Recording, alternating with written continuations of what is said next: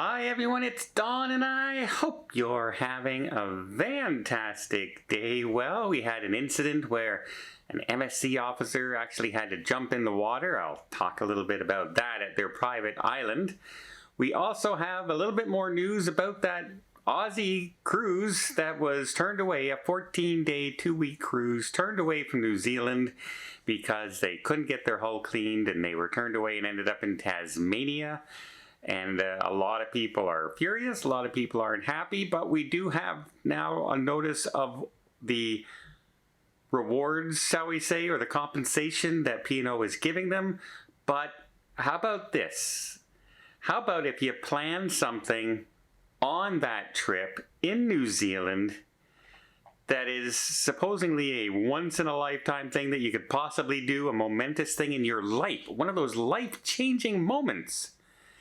And it turns out you can't get to New Zealand because the cruise ship isn't clean enough.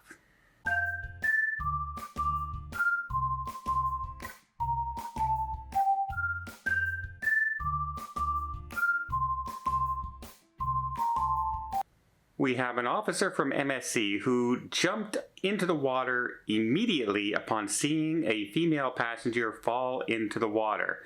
Her husband and I believe child was nearby, but even before they could act, the officer had already jumped in the water. His training kicked in and boom, away he went. He jumped in, kept her from panicking, kept her head above the water, and they slowly made their way down to the aft of the cruise ship, away from the dock and away from the ship, as they were able to be picked up by another vehicle. Which is good because the emergency team kicked in. They were following them all along, making sure that there was no chance that something was happening. It wasn't just the one officer, Giuseppe. But it is a warning because it's funny that this happened on the exact same day that we were here in Cozumel, and there is a long, long dock, and on one side of us we had the Harmony of the Seas huge cruise ship, right, Oasis class cruise ship, and on my side we had the big Celebrity Ascent. So two huge large cruise ships side by side down this long narrow dock, and all you could hear every time I was walking off the dock and back to the ship is the whistle blowing. And if you're wondering what that whistle is, that was people and officers walking along telling people to move away from the edge of the dock. They kept walking to the edge of the dock to look over, to take pictures, to pose closer to the ship. And there's a different color area. You're not supposed to walk on that area, and they keep telling people to move away, but people will always go there. Not saying that's what happened here, but you know, if you're not standing in that area, you cannot fall in the water. So yes, you know, it's kind of like hey, it doesn't seem dangerous, but it can be. And so just a heads up, whenever you're coming off the dock and you see there's this pathway down the middle, yet on the edges they have this different colored areas, or don't walk on those areas. The reason they're like that is because they don't want you to fall in and possibly injure yourself or worse. So a little tip there. Now let's talk about two incidences from that P&O cruise ship, the Pacific Explorer, Pacific Adventurer. And we all now have heard that the hull, they couldn't get it cleaning because of bad weather. They had planned to do it on the way to New Zealand as opposed to getting it done before they picked up passengers. And well, it didn't work out. There was too rough a weather, so they switched their entire cruise to head to Tasmania. Well, they have now seen some pictures. We now have a copy of a letter that was sent to me about the compensation being offered on board, and it was $300 in onboard credits, as well as a 50% future cruise deposit for a future cruise that as long as it's booked within the next 12 months. But that does not include your taxes, your port fees, etc., things like that. It is the base fare. It's not all, it's not all encompassing. It's your base fare. That's what you're getting a 50% cruise bonus of, which is a pretty good offer. However, I don't know if this one couple will think that it's a very good offer at all, because they planned something on this cruise that was unique, shall we say.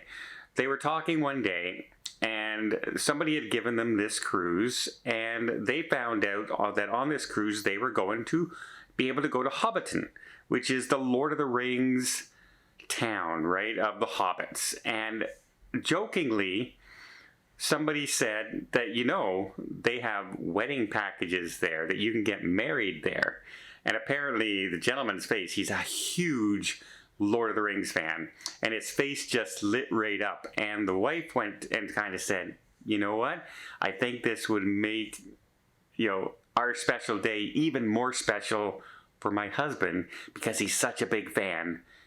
And they went ahead and booked a wedding plan for this cruise. Now, of course, if the cruise doesn't go to New Zealand, they can't get married in Hobbiton.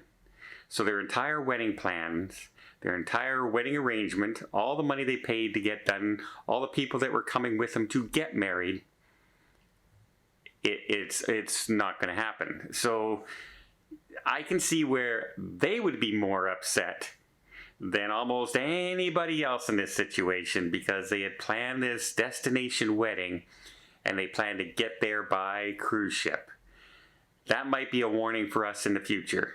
Anyone planning something as remarkable as your wedding day in New Zealand, and you were thinking that a cruise to get there would be wonderful, you get married while you're there on that day, and then you hop on the cruise ship and you enjoy the rest of a cruise. What a great wedding!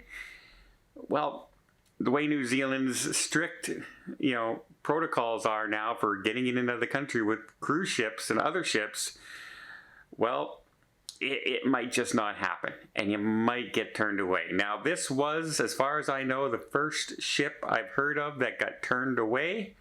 Normally they get the hull cleaning before you're picked up and places like that, but I guess they couldn't schedule it, and they ended up having to schedule it during the cruise. But rough seas caused them to not be able to do it, and then when they were sent photographs of the hull, the Border Patrol in New Zealand said, yeah, no, you ain't coming anywhere near here. That looks like there could be numerous hazards to our ecology here. You're not coming to our place. And of course, now we have thousands of people on board who are hugely disappointed. Again, it's a destination you were hoping to go to, and you went to a completely different type of destination.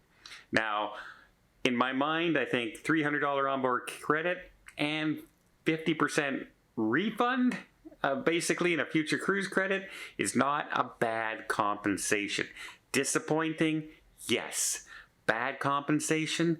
I don't think so. I think in reality, that's sort of, you know, above many others that I've seen out there in the past. So, but yeah, imagine planning your wedding and then you find out, yeah, you just can't get there from here. Well, I hope you appreciate this video. If you did, please give it a thumbs up. Want to see more tips, more tricks, more travel vlogs from around the world? Hit that subscribe button. Until next time, have yourself a safe and a great vacation.